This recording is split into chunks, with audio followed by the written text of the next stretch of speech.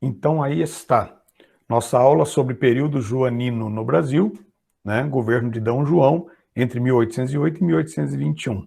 Então, como eu estava dizendo para vocês, essa imagem, ela significa e ela representa a chegada, né, a data da chegada da família real.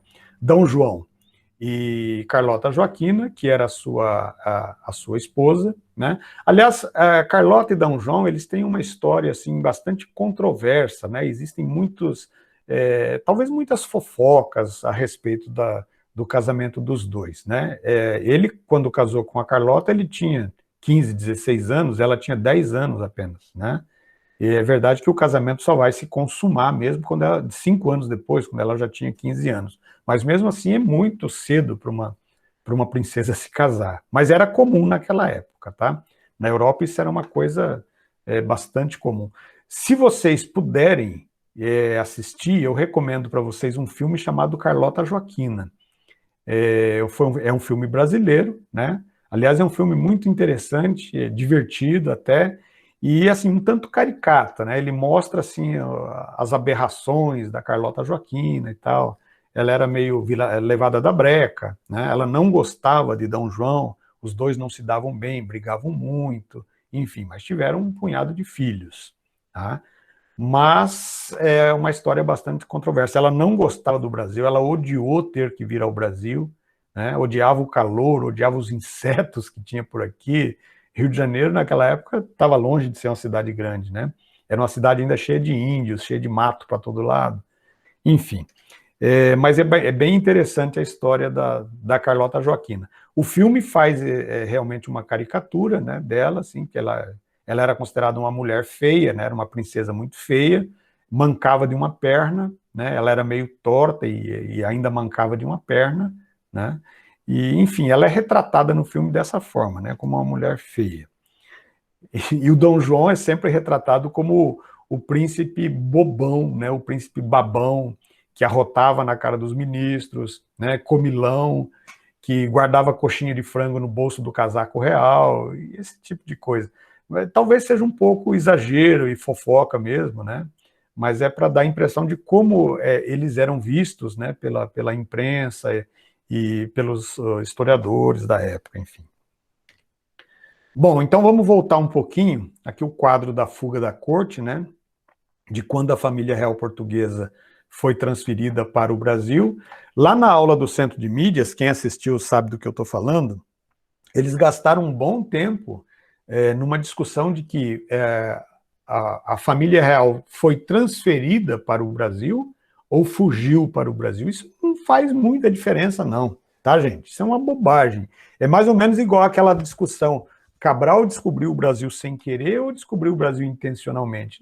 O que muda, né? Então, nesse caso aqui, o que se sabe é que a família real portuguesa não queria vir para o Brasil. A Dona Maria I preferia a morte a vir para o Brasil. Ela dizia que não, que se viesse para cá, os crocodilos, os jacarés iam devorar os filhos, os netos dela e tal. A Carlota Joaquina nem pensar, imagina uma princesa europeia morando na colônia. Então eles não queriam de jeito nenhum. Mas eles foram obrigados pelas circunstâncias, né? Vocês devem lembrar. Então o que aconteceu? Quando Napoleão Bonaparte decretou o bloqueio continental, né, em 1806, os países europeus todos ficaram com medo do Napoleão e cortaram relações com a Inglaterra. Porém, Portugal não. Portugal continuou fazendo negócio com a Inglaterra, apesar das pressões do Napoleão. Aí vocês vão dizer assim, era já Dom João quem governava nessa época, né? Vocês vão dizer, Dom João era maluco, professor? Ele não tinha medo do Napoleão? A questão não era bem essa. A questão é que Portugal era muito dependente da Inglaterra, né? Então, e por que era independente? Dependente da Inglaterra? Porque Portugal praticamente não tinha indústria, né? A indústria portuguesa, a manufatura portuguesa, era basicamente de vinhos e azeites. Era o ponto forte, digamos, né, da indústria portuguesa. Então, tecidos, ferramentas, armas, tudo que fosse metalurgia, Portugal importava da Inglaterra, inclusive para vender para o Brasil. Então, os produtos que a metrópole trocava aqui com a colônia, eles levavam cana-de-açúcar, levavam algodão, né, e couros e peles de animais, e madeira, etc. eles faziam uma troca, né? Esse produto, ele era, enquanto a colônia brasileira exportava esse tipo de produto natural, a metrópole exportava produtos industrializados. Tudo que vocês possam imaginar, tecidos, alimentos enlatados, bebidas, azeites, vinhos, roupas, já falei, tecidos, enfim, ferramentas, tudo. E a maioria desses produtos vinham da Inglaterra, quer dizer, Portugal comprava da Inglaterra para revender aqui para a colônia, entenderam? Então, essa dependência de Portugal em relação à Inglaterra era muito grande. Quando Napoleão decreta o bloqueio continental, os portugueses ficaram numa saia justa, porque se obedece Napoleão, fica sem os produtos ingleses, inclusive para exportar para o Brasil. Se não obedece Napoleão, corre o risco de ser invadido. Então, o que faz Dom João? Ele promete a Napoleão que romperia relações com a Inglaterra e, ao mesmo tempo, ele promete aos ingleses que continuaria por baixo dos panos a fazer negócio com a Inglaterra. E ele foi assim, meio cozinhando o galo com o Napoleão por um bom tempo, né? Até que, em 1807, o Napoleão faz o ultimátum, né? Diz lá para Dom João, ou corta de vez relações com Portugal, ou nós vamos invadir Portugal. Dom João vacila mais um pouco, e aí, através do chamado Tratado de Fontainebleau, do primeiro Tratado de Fontainebleau, a França faz um acordo com a Espanha e os dois países juntos invadem Portugal. Lembrando que a Espanha também já tinha sido invadida pelo Napoleão, né? A Espanha era governada nessa época em que a Inglaterra invadiu Portugal. A Espanha era governada por José Bonaparte, que era irmão do Napoleão. Okay? Então, quando os exércitos do Napoleão, General Junot, né, que comandou essa expedição, eles aportam ali em Portugal, quando eles chegam em Portugal, a família real tá embarcando. E aí foi realmente um corre-corre. Né? Foi uma fuga, não foi? Quer dizer, eles já haviam planejado, isso já vinha sendo pensado, inclusive a Inglaterra fazia, né, digamos, um gosto muito grande que a corte se transferisse para lá. Então, o governo inglês sugere a Dom João fugir para o Brasil. Entenderam? Então, ali em novembro de 1807, os franceses invadem Portugal, que é quando a família real foge para o Brasil. Né? Então, a marinha, a corte portuguesa, a corte é assim, a família real, Dom João, Dona Maria era viúva, né? O marido dela, Dom José, já tinha falecido e tal. Então, os filhos, netos, todos vêm para o Brasil, mais ministros, secretários, eles transferem o Estado. Né? Quando a gente diz a corte portuguesa, é isso. Todo o corpo administrativo. Calcula-se em torno de 10 a 15 mil pessoas que vieram para o Brasil. Tá? Então já tinha sido planejado, mas eles estavam adiando, até que chega lá um anúncio que as tropas do Napoleão estavam entrando em Portugal. Daí foi aquele corre-corre. Por isso que se diz a fuga da corte, né? Mas não faz muita diferença se foi planejado ou se foi uma fuga e tal. E a marinha inglesa escolta os navios que trouxeram a corte portuguesa para cá, mostrando essa relação muito próxima de Portugal com a Inglaterra. Né? Então a marinha inglesa protege a esquadra que traz esse número gigantesco de portugueses para cá. Né? Vocês sabem que durante a travessia aconteceram coisas inusitadas, né? Então, muita gente ali nunca tinha andado de navio, e aquelas caravelas que não eram muito seguras ainda, tudo movido a vento, balançava muito, muita gente passou mal, ficou doente, e eles tiveram uma epidemia de piolho durante, né? Muitas das mulheres tiveram que raspar a cabeça e enrolavam um pano branco, né, tipo um turbante, né, na cabeça. E o curioso é que quando chegaram aqui no Brasil, quando desembarcaram no Brasil, as mulheres todas com aquele pano branco enrolado na cabeça, né? E as moradoras locais, principalmente da elite, mulher dos fazendeiros e tal, acharam que aquilo era a última moda na Europa e correram também raspar a cabeça e enrolar um pano, né? A moda da princesa, da princesa Carlota, da rainha Dona Maria, né? Então elas queriam fazer bonito, digamos assim, né? Então nossa história é cheia dessas nuances e essas bobagens todas, mas é curioso para a gente perceber como que o brasileiro, desde aquela época, gosta de imitar o estrangeiro, né? Achando que o que vem de fora é que é legal, mesmo quando é um ataque de piolhos, né? Olha, interesses ingleses. Por que os ingleses, presta atenção que isso é uma pergunta de prova, tá? Faça uma anotação aí. Por que os ingleses achavam melhor que Portugal viesse para o Brasil? Então, a ideia do governo inglês, através do seu primeiro-ministro, chamava-se Lord Strangford, era assim, que deixasse Portugal que eles iam defender. De fato, tropas inglesas ficaram lá de 1807, final de 1807, até 1811, tentando barrar os franceses, né? A França chegou a invadir Portugal, chegaram a dominar Portugal, mas os ingleses nunca deram sossego para eles, até que em 1811 eles foram expulsos definitivamente. Então, os ingleses ficaram lá protegendo Portugal, né? Mas a ideia mesmo da Inglaterra é que o grande interesse da Inglaterra era o comércio com o Brasil, porque o Brasil é uma colônia gigante, muitas vezes maior do que Portugal, né? E a Inglaterra já tinha um comércio aberto com o Brasil via Portugal, entenderam? A Inglaterra não podia comercializar direto com o Brasil, porque o Brasil era colônia de Portugal, e porque havia uma coisa chamada Pacto Colonial, que era uma tradição entre todas as colônias. A colônia só pode comercializar com a metrópole, certo? Isso vocês já entenderam antes, nas aulas anteriores. O Brasil só podia comercializar com Portugal. Então, produtos ingleses, para chegar ao Brasil, eles tinham que chegar ao Brasil através de Portugal. Então, a Inglaterra vendia para Portugal e depois Portugal revendia os produtos ingleses aqui na colônia. Entenderam? Então, para a Inglaterra poder vender direto para o Brasil era um grande negócio, porque eles iam poder vender mais barato. E vender mais barato vende mais, óbvio, né? Lembrando que já existia o capitalismo naquela época, né? Porque se a Inglaterra vende um produto para Portugal, vende por um preço X, esse produto, quando chega no Brasil, tem que ter um lucro para Portugal, então aumenta o preço. Vendendo diretamente para o Brasil, a Inglaterra podia ficar com esse valor que Portugal vendia para o Brasil. Era muito mais negócio. Os comerciantes ingleses estavam de olho nisso, entenderam? E eles sabiam que se Portugal fosse tomado pela França e a família real viesse para o Brasil seria obrigado a liberar o monopólio. Quer dizer, Portugal seria obrigado a liberar o monopólio do Brasil. O Brasil teria que fazer negócio com outros países. Ora, Portugal estava invadido. E aí? Como é que eles iam se vestir lá? Como é que eles iam beber? Como é que eles iam comer se o Brasil não produzia quase nada do chamado luxo que a corte estava acostumada? Então essas coisas viriam naturalmente da Inglaterra. Então foi uma jogada, na verdade, uma jogada política dos ingleses, né? Os ingleses tinham interesses também nos produtos coloniais do Brasil, principalmente o algodão brasileiro, né? O algodão, a cana-de-açúcar, madeira, couros e peles de animais. O Brasil tinha muita produção natural e produtos tropicais, né?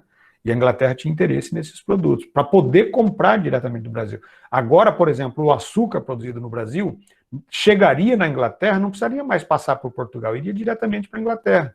E por que não passaria mais por Portugal? Porque Portugal agora estava invadido pelos franceses. Entenderam? Essa é a jogada. Esse era o interesse da Inglaterra em que a corte portuguesa viesse para o Brasil. Quem deu a primeira ideia de transferir a corte para o Brasil foram os ingleses. O governo inglês é que disse, olha, vocês estão sendo ameaçados pelo Napoleão aí, tá? Por que vocês não vão para o Brasil? Governem o reino de vocês de lá do Brasil. Entenderam? Esse era o interesse. Com a corte instalada na colônia, o comércio inglês de produtos tropicais seria facilitado. Entenderam? Então é isso. E aí, a partir de 1808, a esquadra de D. João aporta primeiro lá em Salvador, né? Então teve lá uma tempestade, atrasou a viagem, mudou o curso dos navios, eles acabaram. A ideia era aportar direto no Rio de Janeiro, né? Que era a capital do Brasil desde 1763. É que Rio de Janeiro já era considerada a capital do Brasil. E a ideia era que eles chegassem primeiro no Brasil, mas aí, por conta das intempéries, né, e das coisas inesperadas que aconteceram durante a viagem, eles acabaram descendo em Salvador, passaram uns dias lá e depois eles vieram para o Rio de Janeiro. No dia 28 de janeiro de 1808, né, D. João toma a primeira medida importante e que já estava pensada lá desde Portugal, quando eles estavam pensando em vir para cá. Olha só, abertura dos portos brasileiros a todas as nações que não fossem consideradas inimigas. A França, por exemplo, era uma nação inimiga, não teria direito de comercializar com o Brasil. A Espanha era uma nação inimiga, porque ajudou a França a invadir Portugal, né? Então, todas as nações amigas poderiam fazer negócio agora com o Brasil. Então, na prática, o que significa isso? O fim do monopólio comercial. Significa que Portugal perdeu o controle econômico sobre o Brasil, porque antes somente Portugal podia comprar e vender produtos brasileiros. Okay? Então, essa é uma das medidas mais importantes e é uma pergunta que geralmente cai em prova, cai em vestibulares, no Enem, tá? Essa ideia da abertura dos portos, o significado da abertura dos portos. E vai ser bom para a economia brasileira, porque agora a gente vai poder diversificar. Nós vamos poder escolher de quem comprar. Não seremos mais obrigados a comprar produtos portugueses, mesmo porque eles eram muito caros, e a gente, como não tinha outra opção, tinha que comprar de Portugal mesmo. Né? Lembrando, pessoal, uma coisa importante. Aqui no Brasil era proibido ter qualquer tipo de indústria. Essa foi uma lei criada ainda por Dona Maria I, quando ela ainda tinha juízo, né, quando ela ainda não jogava pedra na lua, ela fez lá um decreto, isso aqui foi na época da mineração, tá? Proibindo o Brasil de ter manufaturas, porque o Brasil precisava comprar de Portugal. Portugal precisava vender para o Brasil. Então o Brasil não podia fabricar. A gente já podia estar fabricando há muito tempo, né, coisas que comprava de Portugal. Isso daria uma força muito grande para a economia brasileira. Mas nós não podíamos fabricar por conta dessa lei, um alvará, né, criado por Dona Maria I, que proibia, então, a atividade industrial no Brasil. Okay? Então, com o fim do monopólio, o Brasil ganha liberdade econômica, liberdade comercial, poderia comprar de outros países desde que fossem nações amigas, e com a revogação, quer dizer, D. João ele vai também acabar com esse decreto, proibindo o Brasil de ter indústrias. Né? Então, essa lei foi revogada, foi suspensa, e a partir daí o Brasil pôde começar a pensar em ter a sua industrialização. Na prática, não vai dar muito certo, porque o Brasil vai começar a comprar muito da Inglaterra, quer dizer, vai substituir Portugal pela Inglaterra, na verdade. Né? E nós vamos ter aqui uma verdadeira invasão de produtos ingleses. Eu esqueci de contar uma outra curiosidade para vocês, vendo aqui os barcos, né, ancorados no porto do Rio de Janeiro. Imagina 15 mil pessoas chegando todas de uma vez, todos nobres, né, e tal, de um país totalmente diferente, chegando numa cidade como o Rio de Janeiro. Era uma cidade pequena, né, como eu disse, era muito mato e índio ainda, tinha poucas casas boas, e era preciso acomodar a corte, né, era preciso arrumar casas para essas pessoas morarem. Então, aí D. João faz um decreto desapropriando os melhores prédios, as melhores casas do Rio de Janeiro. Então, os barões do açúcar, os grandes fazendeiros, porque a atividade econômica mais importante era essa mesmo, né? Eles eram obrigados a ceder as suas casas para alojar a corte portuguesa. Então, vinham lá os funcionários reais, acompanhados pela polícia, chegavam na casa da pessoa, escolhiam as melhores, né? E diziam assim, olha, pelo decreto do príncipe D. João, essa casa foi escolhida para abrigar um ministro, um secretário, enfim, e vocês têm 48 horas para sair levando apenas objetos pessoais. Os móveis, inclusive, deveriam ficar na casa. E aí eles botavam na porta principal da residência, colavam, né, um papel com uma sigla PR. PR que significava propriedade real, ou propriedade do príncipe regente, como se diz, né? E as pessoas eram obrigadas a se mudar, quer dizer, a ceder a casa. Já começaram errado aí, né? Fazendo essa... Entenderam? E o carioca, que já era muito gozador desde aquela época, ele dizia que o PR significava prédio roubado, né? Então, o príncipe regente estava roubando os prédios deles. Ou ainda, ponha-se na rua. PR, ponha-se na rua, né? Para abrigar a corte portuguesa. Pois bem, aqui, ó. Por que a nossa indústria não prospera, pessoal? Isso é importante entender. Vocês sabem que o Brasil hoje é um país bastante industrializado, né? Embora nos últimos anos, nos últimos 5, 6 anos, o Brasil tem passado por um processo de desindustrialização, nós estamos perdendo produção industrial, né? Devido à crise econômica e tal. Mas o Brasil é um país que tem um grande parque industrial, é um dos mais desenvolvidos aqui da América do Sul, inclusive. Mas nós estamos muito longe, por exemplo, se a gente comparar o Brasil com países europeus, com alguns países asiáticos, né? Então, nossa indústria está capengando. Isso não é porque brasileiro é incompetente, a questão é histórica mesmo, né? Então, nós precisamos verificar isso. Olha, de 1500, do descobrimento do Brasil, até 1808, quando chegou a corte portuguesa aqui no Brasil, a gente não podia ter indústria. o Brasil era proibido de ter indústria porque era colônia de Portugal. Produto industrializado necessariamente deveria vir de Portugal. Né? A partir de 1808, Dom João revoga o decreto, o Alvará de 1785, e dizia que a partir daí o Brasil poderia ter sua própria indústria. Né? Mas ainda assim a indústria não prospera. E por que não prospera? Porque Dom João acaba assinando um acordo com a Inglaterra, esse é o famoso Tratado de Comércio e Navegação de 1810. Tá? Isso também é muito importante, façam aí uma observação. Esse tratado de 1810 garantia aos ingleses o privilégio de pagar impostos menores para exportar produtos para o Brasil. Então, a taxa de exportação de produtos portugueses, para vocês terem uma ideia, era de 16%. Outros países, agora que o porto do Brasil, os portos do Brasil foram abertos, pagariam alfândega de 24%.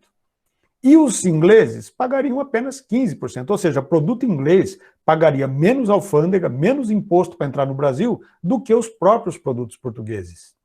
Ora, os ingleses estavam cobrando o favor que fizeram de trazer a corte para cá, só isso. Esse era o plano da Inglaterra, né? Então, assim, Dom João vai chegar no Brasil e vai ter que abrir os portos. Mas aí vai ter muitos países querendo vender para o Brasil. A Inglaterra vai ter que concorrer com esses países, vai ter que vender barato, né?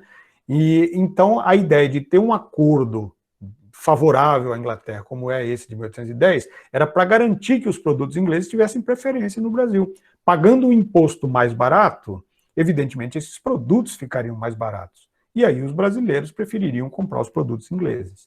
É aí que a Inglaterra passa a dominar o mercado brasileiro. Entenderam? Então, olha só, produtos ingleses teriam preferência alfandegária no Brasil, pagando uma taxa de 15% ad valorem. É um termo em latim que significa sobre o valor da mercadoria. Né? Então, por exemplo, se o produto custasse lá 100 libras, que é a moeda inglesa, então ele entraria no Brasil e pagaria 15 libras de imposto, 15%. Se custasse 200 libras o produto, então ele pagaria 30 libras de imposto.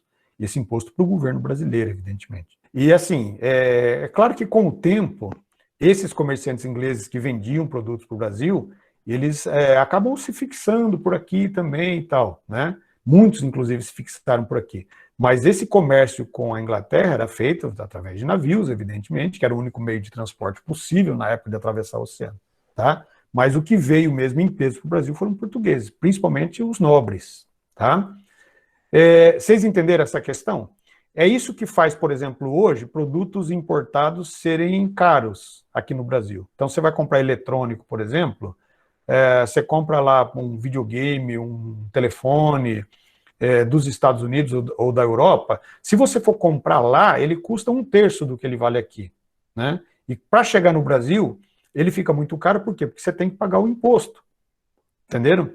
E é claro que quem vai vender, se tem que pagar o imposto de importação, tem que vender um pouco mais caro, senão leva prejuízo. Entenderam? Então, esse é o chamado imposto alfandegário. Muita gente reclama de ter que pagar imposto sobre produtos importados e tal, mas é preciso pensar pelo outro lado. Se o imposto cobrado dos produtos ingleses fosse mais caro, talvez os brasileiros preferissem produtos brasileiros, que seriam mais baratos. Isso certamente teria estimulado o desenvolvimento da indústria brasileira. Então, por que a nossa indústria não ia para frente? Por quê? Primeiro, que ela estava começando. Ela foi liberada em 1808. Em 1810, você tinha ainda muito poucos prédios, ainda construindo prédios para abrigar algumas metalúrgicas, uma fábrica de pólvora e tal, algumas fábricas de alimento, de tecidos, mas isso foi andando muito devagar, porque os produtos ingleses vinham com preços muito convidativos. E eram produtos excelentes, porque a Inglaterra já tinha uma tradição industrial desde o século XVIII, né? A Revolução Industrial começou lá. Então, o brasileiro preferia comprar produto importado. Além de ser melhor, era quase que o mesmo preço, às vezes até mais barato do que os produtos daqui. Por isso que a nossa indústria não andou.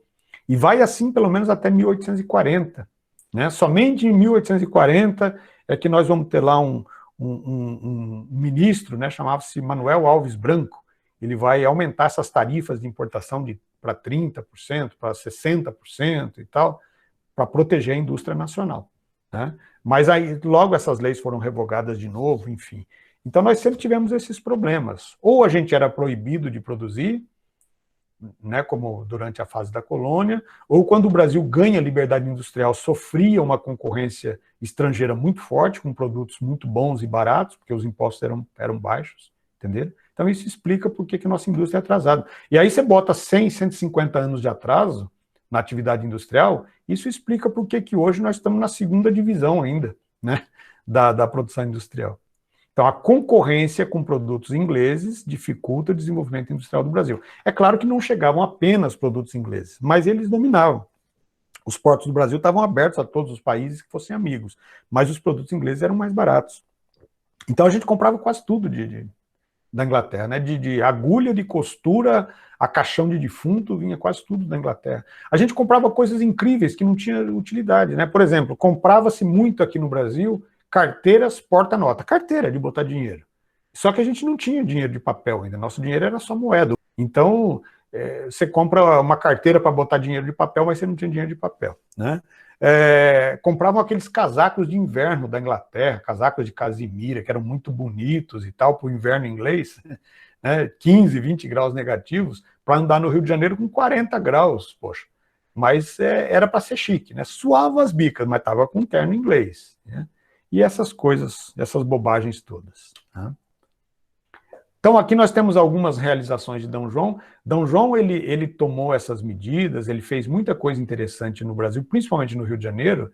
Isso não é porque ele gostava do Brasil, muita gente fez já essa versão da história, né? D. João gostava muito do Brasil, quis desenvolver o Brasil. A questão é que D. João, quando se transferiu para cá, com a família imperial, ele imaginou que ele ia ter que viver para sempre no Brasil. Ele não achava que ia poder voltar para Portugal. E ele queria ter um mínimo de conforto aqui. Então ele andou construindo algumas coisas, principalmente no Rio de Janeiro, tá? Então, olha só, durante o governo de D. João que vem para o Brasil a chamada Missão Francesa. A Missão Francesa é um grupo de artistas, pintores, cientistas, botânicos, para estudar as riquezas naturais do Brasil. Entre esses pintores, nós temos o famoso Debré, né? Debré, a maioria das imagens que nós temos do Rio de Janeiro, das paisagens do Rio de Janeiro, pintadas na época imperial, são feitas pelo Debré. Ele retrata, inclusive, muitos índios, muitos nativos, né? Eu deveria ter colocado algumas aqui, acabei esquecendo. A Biblioteca Real, né, que até hoje existe lá no Rio de Janeiro, uma grande biblioteca, inclusive, né? A chamada imprensa régia. O Brasil até então não tinha nenhum tipo de imprensa, né? Nós teremos agora então a possibilidade de imprimir aqui os nossos próprios jornais. O primeiro jornal impresso no Brasil é chamado de Gazeta do Rio de Janeiro. Era um jornalecozinho de 8, 10 páginas no máximo, né? Que gastava todas as suas páginas para ficar babando o ovo da família imperial, falando do vestido novo da rainha, ou do aniversário das princesas, esse tipo de coisa, né? Não era ainda um jornal com jornalismo de verdade mesmo, né? Então, cria-se no Brasil a Casa da Moeda, e em 1810, D. João funda o Banco do Brasil, que é esse que nós temos até hoje, né? O Banco do Brasil foi o primeiro banco brasileiro, realmente, né? A chamada Academia Real Militar, que formava militares, né, para formar cadetes, né? Do que seria aí o início de um possível exército brasileiro, que ainda vai demorar muito. O exército brasileiro só vai se formar, de fato, lá na chamada Guerra do Paraguai, que aí os soldados vão passar a ter treinamento militar, convocação, e a prestar o serviço militar obrigatório e tal, né? Mas vai demorar muito para acontecer, mas isso era o princípio, né? O Jardim Botânico também foi uma criação de D. João, Jardim Botânico com plantas e árvores e flores de várias partes do mundo, né? O Jardim Botânico também existe até hoje, é lá onde fica a sede da Rede Globo, no Rio de Janeiro, é no Jardim Botânico, tá? E a chamada Escola Médico-Cirúrgica para a formação de médicos aqui no Brasil, uma espécie de faculdade de medicina, uma no Rio de Janeiro e outra em Salvador. A de Salvador, inclusive, foi inaugurada primeiro que a do Rio de Janeiro. Tá? O prédio da Escola Médico-Cirúrgica de Salvador está lá até hoje. Essa daqui é do Rio de Janeiro, a Escola Médico-Cirúrgica do Rio de Janeiro. Tá? Em relação à política externa, olha só que interessante. Em 1809, D. João decide invadir a Guiana Francesa. Por que ele vai invadir a Guiana Francesa? É como se fosse uma vingança contra a França. A Guiana Francesa era uma colônia da França, como vocês sabem, né? E aí D. João invade a Guiana Francesa, uma resposta ao Napoleão, vamos dizer assim. E em 1817 invade a região do atual Uruguai, que pertencia à Espanha, a vingança contra a Espanha. Na época era conhecido como província Cisplatina, tá? E depois da independência, em 1827, acontece uma guerra durante o governo de Dom Pedro I, chamada Guerra da Cisplatina. Nós vamos estudar sobre isso aqui. E aí a Cisplatina consegue a independência em relação ao Brasil, e aí ganha o nome, então, de República Oriental do Uruguai, como é conhecida hoje. Okay? Essas são as duas questões externas, vamos dizer assim, que aconteceram durante o governo de D. João. Okay? Bom, e aí o que acontece, pessoal? A história anda, o Brasil vai, D. João vai ficando aqui. Em 1811, os franceses foram expulsos de Portugal e começa uma pressão das cortes portuguesas para que D. João volte para Portugal. Não tinha mais motivos dele ficar no Brasil. Os ingleses achavam legal que eles ficassem, estava bom aquele negócio de comercializar com o Brasil, né? Então, em 1815, aí não teve jeito, né? Napoleão foi derrotado, né, na famosa Batalha de Waterloo, foi preso, etc. e tal, e aí acontece o chamado Congresso de Viena, na Áustria. O Congresso de Viena decide pela restauração das cortes europeias, das dinastias europeias que haviam sido depostas pelo Napoleão. Então, na Espanha, Portugal, na Alemanha, enfim, todos os países que tinham sido ocupados pelo Napoleão puderam ter as suas famílias na própria França, né? O trono francês é devolvido para os Bourbons e tal. E então, de maneira que D. João seria obrigado a voltar para Portugal. Não tinha mais razão de D. João ficar no Brasil, até porque o Brasil era colônia, né? O trono português é devolvido aos Bragança, então D. João deve voltar. Só que D. João não queria voltar para Portugal. Essa é que é a questão. E por que ele não queria? Porque havia na Europa, nessa época, um movimento liberal, que já tinha atingido a Inglaterra, já tinha atingido a França, e a burguesia portuguesa sonhava em ter uma monarquia constitucional. E D. João sabia disso. Todas aquelas histórias que falam que D. João era um rei bobão, ele era conhecido como João, o rei fujão, né, porque fugiu lá do Napoleão e tal. Mas D. João era um cara inteligente. Ele sabia que se ele voltasse para Portugal, as pressões sobre ele para assinar uma Constituição seriam muito maiores. Estando distante aqui na colônia, ele poderia governar com mais tranquilidade. Só que, com a restauração do Congresso de Viena, não fazia mais sentido ele ficar na colônia. Então ele diz assim, não faz sentido porque o Brasil é uma colônia. Fala, não seja por isso, vamos elevar o Brasil à categoria de Reino Unido. E ele faz isso em 1815. Então, D. João decreta o Brasil na condição de Reino Unido a Portugal e Algarves. Ou seja, o Reino de Portugal, Algarves e Brasil, agora, era uma coisa só. O Brasil estava no mesmo nível político de Portugal. E se o Reino de Portugal é composto por 3 reinos, Algarves é um reino que fica bem ao sul, no extremo sul de Portugal ali, tá? Então, se o reino português, o Império Português, é composto já por várias colônias, eles tinham colônias na Ásia, colônias na África e tal, além do Brasil. Então, nós temos agora 3 reinos, que são no mesmo nível, Portugal, Brasil e Algarves. Ora, e todos eles pertencem à família de Bragança, a família de D. João, ele poderia governar o império de qualquer dos 3 reinos, Portugal, Algarves ou Brasil. Essa foi a jogada de D. João para poder continuar no Brasil. Não é que ele gostasse do Brasil. Isso é uma bobagem. Há quem diga que com o tempo ele aprendeu a gostar do Brasil. Ele gostava muito das frutas tropicais que tinham aqui, adorava manga, abacaxi, se fartava, ele era um rei comilão, né? Mas era uma jogada política. Ficar no Brasil era uma forma, então, de se livrar da pressão da burguesia portuguesa. Vocês vão ver que, de fato, eles vão fazer uma revolta lá, uma revolução em 1820, onde eles vão criar uma Constituição que D. João será obrigado a assinar. Tá? Então, portugueses reagem à mudança. Por quê? Porque eles vão perder seus privilégios. Aliás, os comerciantes portugueses já não tinham gostado muito daquela história de dar privilégio aos produtos ingleses. Né? Porque assim, quem tinha produto português para vender para o Brasil já tinha que fazer concorrência com a Inglaterra e vender mais barato se quisesse vender.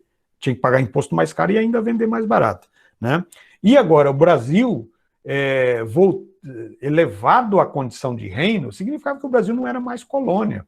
Oficialmente, o Brasil deixa de ser colônia de Portugal, ou seja, a burguesia portuguesa já não ia mais poder fazer o que quisesse aqui no Brasil. O Brasil estaria, a partir de agora, de 1815, sujeito às mesmas leis portuguesas.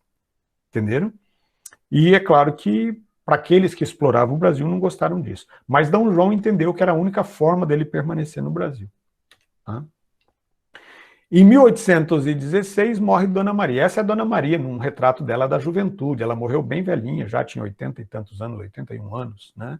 Mas aqui é um retrato dela quando era jovem, Dona Maria I, conhecida como Dona Maria Pia, ou Dona Maria a Louca, tá? Dia 23 de 3 de 1816, 23 de março, morre Dona Maria I, aos 81 anos, e Dom João, então, a partir daí é que ele vai ganhar o título de Dom João VI. Até que ele era só o príncipe Dom João. Agora ele é Dom João VI do Brasil, de Portugal e de Algarves. Ok? Finalmente Dom João se torna rei. A coroação vai demorar um pouco, porque nesse meio tempo, entre a morte da Dona Maria, né, pouco depois da morte da Dona Maria, vai explodir uma revolta lá em Pernambuco, que é conhecida como Revolução Pernambucana. Tá? Aqui é a imagem da coroação de Dom João. Ela acontece somente em 1818, praticamente 2 anos depois da morte da mãe. Ele automaticamente ganha o título de rei, Dom João VI, mas a coroação oficial mesmo só acontece em 1818. Okay? Bonito quadro esse, né, inclusive. Olha lá o Dom Joãozão, todo pimpão, sentado no trono. Isso aqui foi no Rio de Janeiro, tá, gente? No Palácio Real do Rio de Janeiro. E aí nós temos, então, em 1817, a chamada Revolução Pernambucana, que acabou atrasando a coroação de Dom João, né? Essa Revolução Pernambucana, é importante lembrar que, aliás, Pernambuco sempre foi uma província de muitas revoluções, eles não aceitavam nada muito barato, eles sempre questionavam. Pernambucano é um cabra arretado, cabra da peste, contestador, né? E quando a família real vem para o Brasil, há um aumento muito grande da carga de impostos, até para manter todos aqueles luxos da família real, né, uma gastação e banquetes e tal, e isso custava dinheiro, evidentemente. E quem tinha que pagar esses impostos eram os brasileiros, e os pernambucanos não aceitaram aquilo, né? Então eles começam a se revoltar, e essa revolução de 1817 é uma tentativa de separar o estado de Pernambuco. Inclusive, outros estados acabaram aderindo à Revolução, como a Paraíba, o Ceará, e não deu certo, evidentemente, mas eles tentaram separar o estado de Pernambuco do restante do Brasil para se livrar de Dom João e para se livrar dos impostos. Eles queriam proclamar uma república lá em Pernambuco, uma república independente. E aí eles se inspiravam nos ideais iluministas de liberdade, igualdade, fraternidade, enfim, né? Motivos: aumento de impostos e uma crise econômica. 1815, 1816 foi um período de seca muito grave lá em Pernambuco. E esses produtos, né, cana-de-açúcar, o algodão, eles tiveram uma diminuição muito grande na produção. E aí começou a chegar no Brasil, já que os portos do Brasil estavam abertos agora, né, começa a chegar algodão da região ali das Antilhas, né, da região do Mar do Caribe, das colônias de Cuba e São Domingos, etc. E esse algodão e esse açúcar, eles passam então a concorrer com o açúcar brasileiro, não só no mercado interno do Brasil, como também nas exportações que se fazia para a Inglaterra. Comprava-se de Cuba, por exemplo, que era uma colônia espanhola na época, para vender para a Inglaterra, entenderam? E aí os fazendeiros pernambucanos começam a perder dinheiro. E aí junta, né, o interesse político de alguns, os ideais iluministas, interesses econômicos de grandes fazendeiros, eles vão fazer uma grande revolução. Tá? Eles chegam, inclusive, a tomar a cidade de Recife, fundam ali uma república provisória, né, governado por Domingos José Martins. Esse aqui pode-se dizer que era o principal líder, um comerciante muito rico lá de Pernambuco, de Recife, né, Domingos José Martins. Ele passa a ser, então, uma espécie de presidente provisório, vamos dizer assim. Né? E nós temos nessa revolta muitos maçons, muitos padres, comerciantes. É também chamada de Revolução dos Padres justamente por isso. Né? Então o Frei Caneca, que é famosíssimo na história do Brasil, Frei Divino do Amor, Rabelo e Caneca. Ele tem esse apelido de Caneca porque quando ele era criança, ele era muito pobre antes de entrar para o seminário, ele vendia canecas ali pelas ruas, nas esquinas de Recife e tal, ele vendia canequinhas, né, e ganhou o apelido de Frei Caneca depois disso. Né? Então, Domingos Jorge, Padre Roma, Padre Miguelinho, vejam que são vários padres, né? Bárbara Alencar, inclusive uma senhora, uma mulher, teve participação ativa, isso é interessante, fiz questão de colocar o nome dela aqui, foi a única mulher que participou diretamente, né? Antônio Carlos de Andrada, que era irmão do José Bonifácio, aquele famoso José Bonifácio de Andrada e Silva, que depois vai ser o tutor de Dom Pedro II, né? Ele participa muito do governo de Dom Pedro I e vai ser tutor de Dom Pedro II, entre outros. Então nós vamos ter uma forte repressão do governo imperial, e os rebeldes serão derrotados mais ou menos depois de 60 dias, pouco mais de 60 dias, eles são derrotados. Eles chegaram a ficar no poder durante 2 meses e pouco. Tá? Muitos foram enforcados e esquartejados, que era a tradição naquela época, enforcamento e esquartejamento, era uma morte terrível, né? Enforcava o cara, depois tirava da forca, amarrava o corpo do cara em 4 cavalos diferentes, braço num cavalo, outro braço no outro, uma perna num cavalo, outra perna no outro, dava um tiro para cima para assustar os cavalos, né? E aí desmembravam a pessoa. Outros fuzilados, presos, deportados, enfim, tá? Tem a história de um padre chamado Padre João Ribeiro, que era considerado o líder espiritual da revolta, né? O padre João Ribeiro, ele cometeu suicídio. Quando eles perderam a Revolução, ele viu que muita gente estava sendo enforcada e tal, dos presos, né, muitos enforcados, esquartejados, ele cometeu suicídio. E aí sepultaram o corpo dele, os fiéis ali da paróquia dele sepultaram o corpo dele, mas o exército do Dom João vai lá, desenterra o corpo do padre João Ribeiro, e mesmo depois de morto, enterrado, eles vão enforcá-lo e esquartejá-lo, que era para dar o exemplo, né, que não deviam se meter com o governo imperial.